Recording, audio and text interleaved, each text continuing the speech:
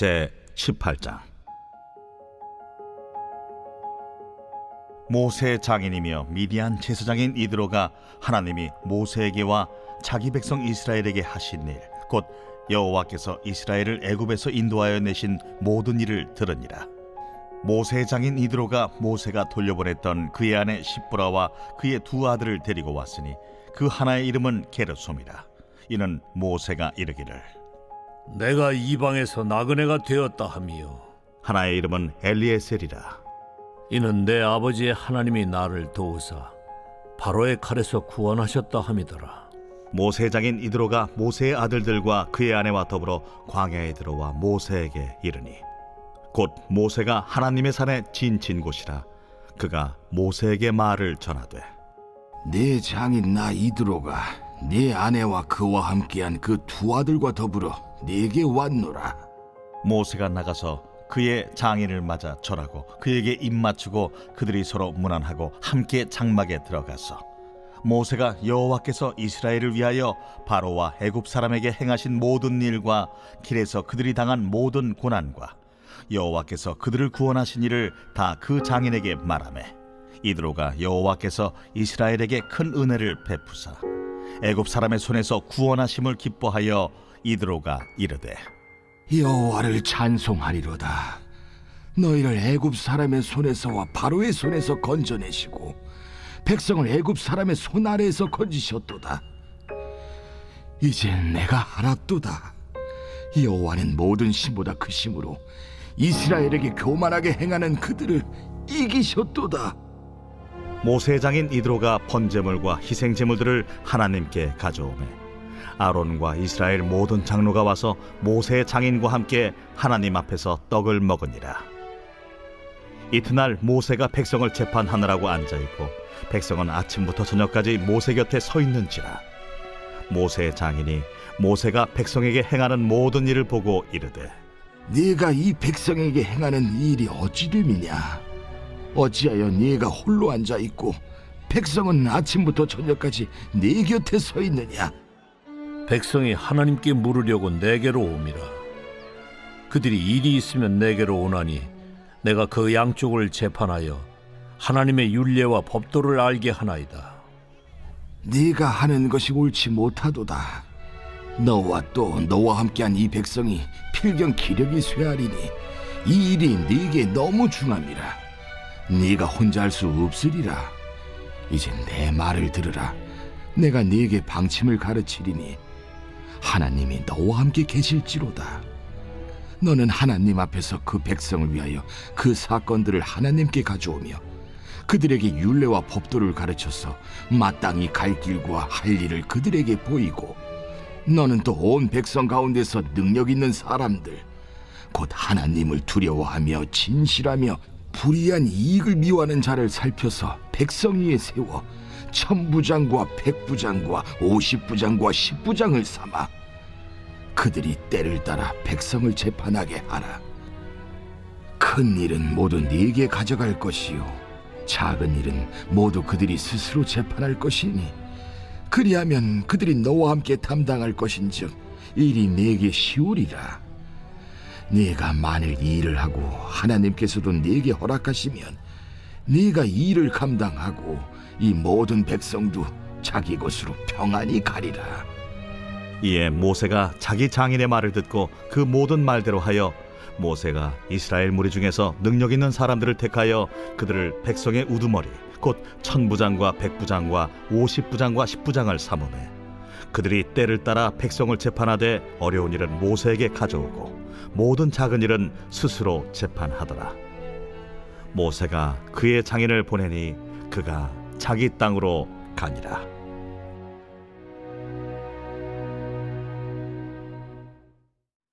할렐루야. 빛이 있으라 복이 될지라. 오늘도 하나님 말씀 앞에 나온 우리 성도님들 주님의 이름으로 환영하고 또 축복합니다.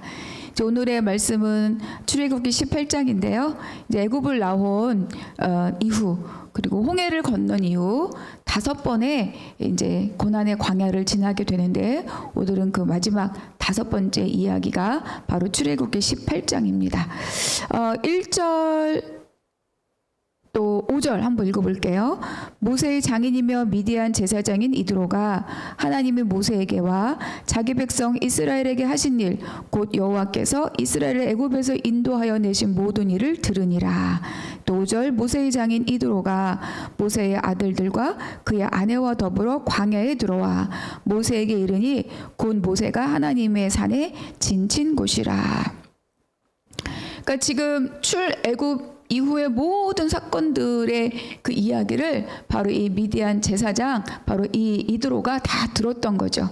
그러니까 귀에까지 들렸어요. 그러니까 모세가 장인의 집을 떠나올 때 왜 가겠다고 했는지를 이제 장인에게 이야기했고 또 평안히 가라 이렇게 보냈잖아요. 그러니까 이제 그 출애굽의 역사를 이 모세의 장인 이드로가 다 들었던 거죠. 그래서 이제는 모세의 아내 십보라 그리고 두 아들들을 데리고 모세가 하나님의 산에 진친 그곳으로 이 가족을 이끌고 찾아왔습니다. 그러니까 우리가 이제 그 출애굽기 4장을 기억해 보면 모세가 애굽으로 이제 자기 동족들에게 돌아갈 때 혼자 가지 않았거든요. 아내를 데리고 두 아들들을 데리고 출발을 했습니다. 그런데 오늘 본문을 보니까 아마 중간에 이 가족들을 다시 이 미디안 제사장 이드로의 집으로 돌려보냈던 것 같습니다. 그러니까 왜 돌려보내는가는 뭐 우리가 기록된 게 없으니까 정확하게 이것 때문이다라고 말을 할 수는 없지만 여러 가지로 뭐 생각은 해볼 수는 있겠죠. 뭐 십보라 그리고 이 아들들은 애굽에 살던 사람들이 아니고 애굽에 종살이를 하던 사람들이 아니니까 이 출애굽과는 관련이 없었다라고 뭐 생각해 볼 수도 있고 또 하나는 이제 모세가 생각했을 때 내가 이 출애굽 역사를 이끌고 가야 되는데 하나님의 부르심에 순종하고 가야 되는데 이 아내와 그 일을 너무 그 일이 중하게 생각되어서 아내와 자녀들을 집으로 돌려보냈을 수도 있지 않았을까. 그러니까 사명을 받은 사명자의 마음 또는 또 가족을 사랑하는 남편과 아버지로의 마음 뭐 이런 여러 가지 마음들이 충분히 또 가능한 마음이겠죠. 근데 이제 이렇게 출애굽이 성공되었고 이렇게 지나가고 이렇게 이루어지고 있다는 소식을 들은 이제 이 장인 이드로는 이 가족을 다시 모세에게로 돌려보내야 되겠다 생각하고 함께 온 것입니다. 그러니까 모세는 이 이드로를 굉장히 정중하게 맞이하죠. 그리고 이 모세는 이제 이드로 자기 가족들 그 역사에 함께하지 못한 이 가족들에게 하나님의 애굽에서 행한 일 그리고 자기들에게 행한 일, 그 자기들의 고난, 또 하나님의 역사, 이 구원의 역사를 다 이들에게 이야기해 줍니다. 반드시 필요합니다. 나의 가족에게 하나님의 행하심을 이렇게 증언하고 그것을 알려주는 것은 너무 중요한 일인 거죠. 특히 모세 입장에서 이 역사의 아내와 아들들은 함께하지 않았잖아요. 그래서 낱낱하게 설명하고 하나님이 어떠한 분이신지를 알려주는 것은 너무 중요한 일입니다. 10절 이드로가 이르되 여호와를 찬송하리로다. 너희를 애굽 사람의 손에서와 바로의 손에서 건져내시고 백성을 애굽 사람의 손 아래서 건지셨도다. 11절 보니까 이제 내가 알았도다.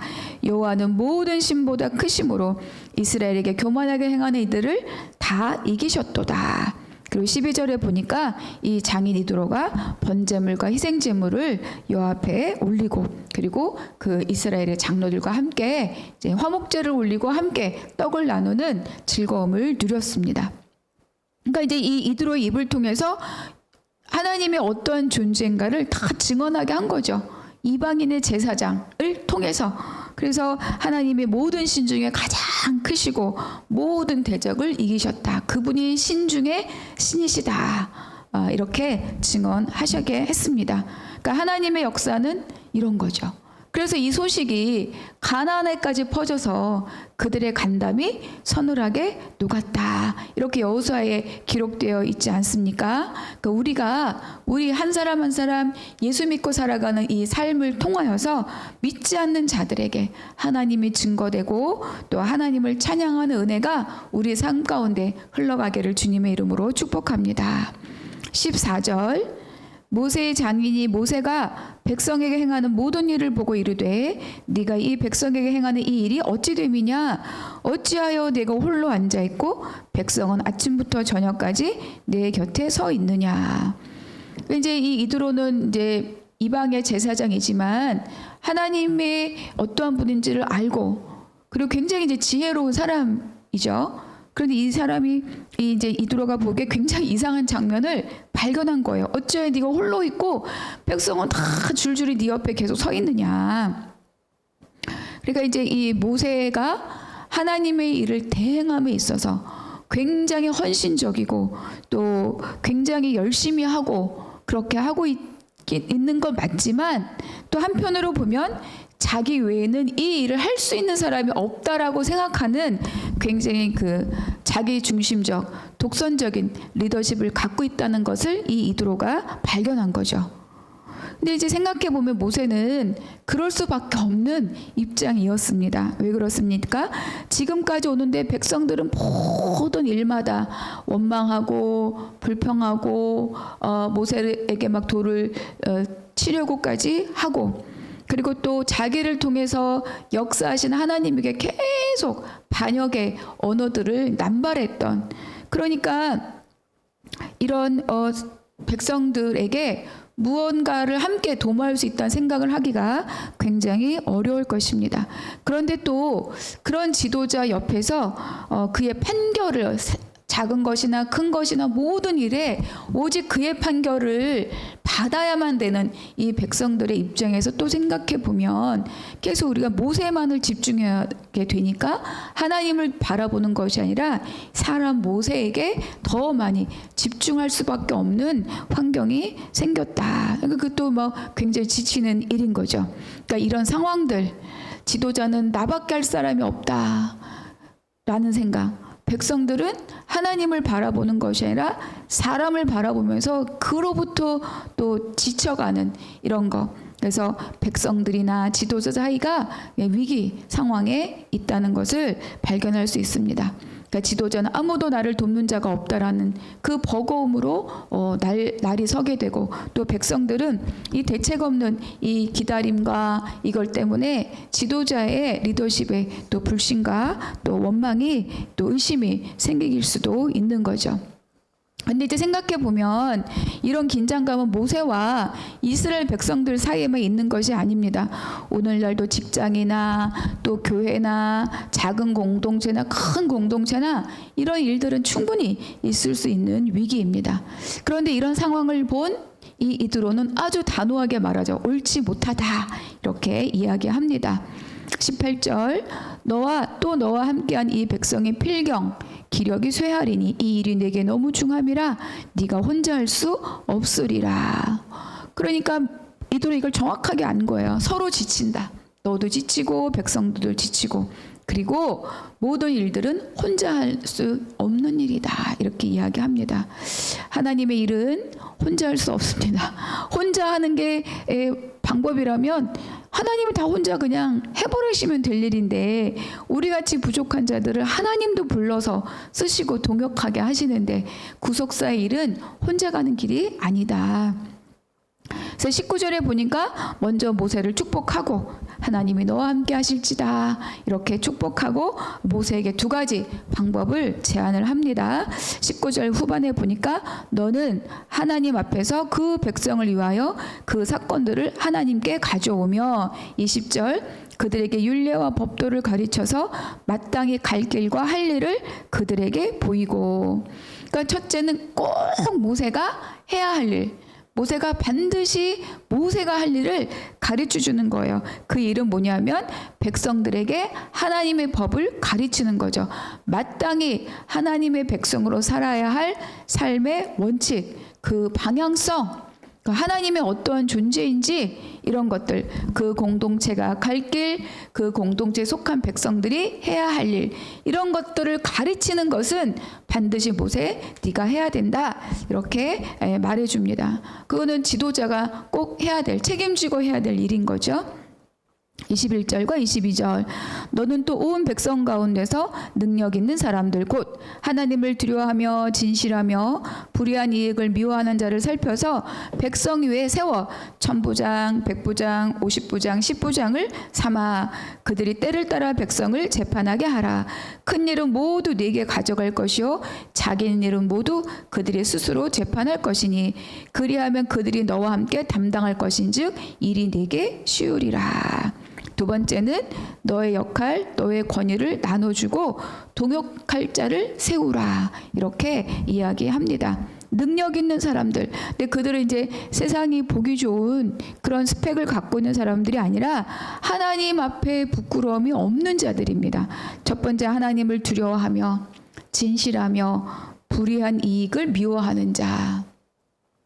뇌물 이런 것과 결탁된 자가 아닌 사람들.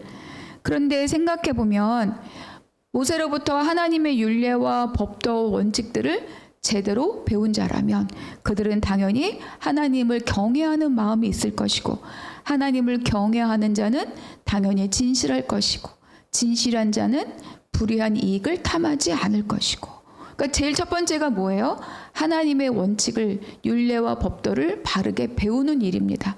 그거는 모세 네가 해라. 그리고 그거를 배운 자들을 세워서 역할들을 나누어 주라. 이렇게 이야기하고 있습니다. 그러니까 그들을 믿고 그들에게 권위를 나누어 주고 책임을 나누어 주고 그 판결을 믿어주고 그렇죠? 그러니까 권위와 책임이 함께 가는 거예요. 권위 있는데 책임이 없는 거, 또 권위는 없는데 책임만 지우는 거, 다 건강한 그런 어떤 리더십이 생길 수 없습니다. 그런데 이제 모세는 바로 이 장인이 권면한 것들을 굉장히 귀담아 듣고 그걸 그대로 실행합니다. 25절 모세가 이스라엘 무리 중에서 능력 있는 사람들을 택하여 그들을 백성의 우두머리 곧 천부장과 백부장과 50부장과 10부장을 삼음해. 그러니까 장인 이들의 권면을 그대로 받아들인 거죠. 26절 그들이 때를 따라 백성을 재판하되 어려운 일은 모세에게 가져오고 모든 작은 일은 스스로 재판하더라. 근데 우리는 막 모세가 그렇지 당연히 그렇게 해야지 이렇게 생각할 수 있지만 그러나 모세의 이 실행, 이 선택은 결코 쉬운 일이 아닙니다. 이렇게 이렇게 자기에게 집중되는 이런 중앙 집권적인 리더십을 갖고 있는 사람은 자기가 하는 그 일이 혼자 감당하면 힘들고 버겁기는 하지만 그 안에서 그 힘겹고 버거움 안에서 그만이 누리는 자기 만족이 있기 때문입니다. 그러니까 이걸 나눠준다는 건 이 자기 만족을 포기하는 일이거든요. 어떤 것이냐? 그러니까 모든 사람들이 막 모든 일이 자기에게 집중되어 있을 때 또 막 탈진해 가면서도 자기의 즐기는 마음이 있는 거죠. 뭐냐면 내가 없으면 안 돼. 나밖에 할 사람이 없어. 내가 없으면 안 돼. 라고 하는 자기 만족입니다. 또 주변에서 이 사람이 없으면 어떡하냐. 이 사람이 없으면 안 된다. 이 사람밖에 할 사람이 없다. 라고 하는 그 인정 욕구에 대한 자기 만족이 있는 거죠. 그리고 또 막 버겁고 힘겹지만 앞뒤 보지 않고 막 또 돌진 이렇게 하면서 성취감으로 오는 자기 만족, 이러한 자기 만족이 있는 거예요. 그러니까 이거를 포기하고 내가 한 발 뒤로 물러선다는 것은 그렇게 생각처럼 쉬운 일이 아닙니다. 특히 이제 자기 결핍감이 많고 자존감이 낮은 사람들은 이 자기 만족을 부여잡고 자기 존재감을 유지하려고 하기 때문에 이거를 포기하고 이 리더십을 나누어 준다는 것은 대단한 자기 부인이고 자기 성장입니다. 왜냐하면 사람들이 막 스스로 떡덩이를 만들어서 내가 뭐 해결사가 되고 싶은 그런 욕구들이 다 있기 때문인 거죠. 그리고 또 이러한 욕구가 자칫 열심과 헌신으로 비추어지기 때문에 이런 일을 포기하고 이런 자기 만족을 버리고 이것을 나누고 스스로 재판할 수 있도록 다 나누어 준다는 것은 결코 쉬운 일이 아니다. 그러니까 우리가 막 폭주 기관차처럼 막 일로 사역으로 열심으로 내가 막 나를 돌볼 틈도 없이 막 내달리고 있다면 잠시 그때 또 나도 모르는 사이에 내달리고 있더라가 깨달아지면 살짝 멈추어 봐야 되는 거죠. 이 마음의 근거가 어디에 있는가. 모세는 이 이드로의 권면을 듣고 그대로 실행했습니다. 근데 이제 모세는 단지 이드로의 권면을 받아들인 것뿐만 아니라 모세는 생각한 거죠. 우리가 길게 가야 된다. 가나안까지 가야 되고 또 가나안에 들어가서 또 나라를 세워야 되고 그들과 전쟁해야 되고 이런 거를 생각하니 내가 혼자서는 감당할 일이 아니다. 돕는 자, 동역자가 있어야 되고 일을 나누어 가질 자들이 필요하다. 모세는 이거를 깨달았을 것입니다. 그래서 우리가 이 마지막 5번째 시내광야에서 경험하는 것은 서로 동역하고 교회를 세워가는 것이 무엇인가를 아는 거죠. 특히 지도자의 약점을 막 들추어내고 비난하는 것이 아니라 그의 연약함을 돕고 채워서 함께 진정하게 몸을 이루어가는 것이 무엇인지를 이 이제 5번째 신의 광야에서 우리에게 가르쳐주고 있습니다. 그러니까 교회에서는 순원은 순장을 또는 뭐 셀장을 그리고 또 지역장이나 교구장이나 지파장을 또 교구 목사님을 또 담임 목사님을 서로 존중하고 그의 연약함을 돕는 자가 되어야 된다. 또 지도자는 자기의 사람들을 또 찾고 훈련시키고 세우고 그가 또 그의 역할을 합당하게 할 수 있도록 장을 만들어주고 그에게 위임하고 이런 일들이 순환될 때 그때 건강한 교회가 생기는 거죠. 그래서 막 자기 욕심으로 열심히 한다고 교회가 건강해지는 것이 아니라는 겁니다. 서로 돕고 동역하고 훈련하고 세워가는 이 선순환이 일어날 때 공동체가 건강해진다. 우리 한나무교회는 이런 선순환하는 리더십이 선순환하는 이런 교회 공동체가 되는 줄로 믿습니다. 우리가 18장을 마무리하면서 함께 이렇게 또 묵상하면 좋을 것 같습니다. 내가 직장이나 교회나 가정에서 서로 돕고 동역하는 그 일에 내가 합당하게 역할을 하고 있는가.